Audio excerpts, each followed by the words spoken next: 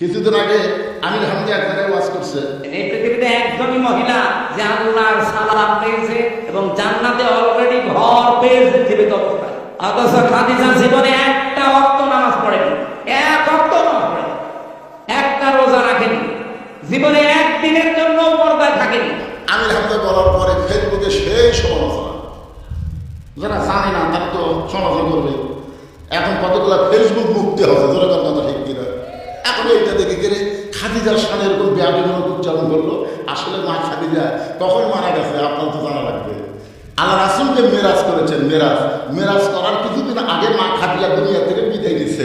তাহলে মা খাদিজা যখন বিদায় দিল তখন নবী নামাজে পড়েনি, নামাজ পড়েছে মেরাজের বদলে। তাহলে খাদিজা মারা গেল কখন? নামাজ পাওয়ার আগে না পরে? তা আগে যদি মারা হয় নামাজ কোথায় পড়বে? হিজরির ২য় সালে আল্লাহ তাআলা রোজা দিয়েছে। নবী মক্কা থেকে মদিনায় হিজরত করার ২ বছর পরে আল্লাহ রোজা ফরজ করেছে। এখন আপনারা বলেন, খাদিজা যখন মারা গেল তার কত বছর পরে? ৩ বছর আর 2 বছর, 5 বছর পরে আল্লাহ রোজা দেবে। তাহলে খাদিজা রোজা কোথায় করবে? জাকাত আইছে একই, রোজার বছরই জাকাত। তাহলে খাদিজা জাকাত কোথায় দেবে? হজ আইছে একেবারে হিজরতের ৯ম বছরে হজ করো, তাহলে খাদিজা হজ করতে হবে। আপনার বলেন, খাদিজার সময় পর্দার কোনো আইনই ছিল না, তাহলে খাদিজা পর্দা কেমন করবে? এইগুলো না বুঝে বক্তাও বলা দরকার, বিশ্লেষণ করে ব্যাখ্যা করে। বক্তা হয়তো পরে ব্যাখ্যা করেছে, কিন্তু ওই ব্যাখ্যা বলতে চাইলে ওটা আবার ইউটিউবের কাটিং করে ছাড়ে দিচ্ছে। তোরা কি করে ছাড়ে দিচ্ছে?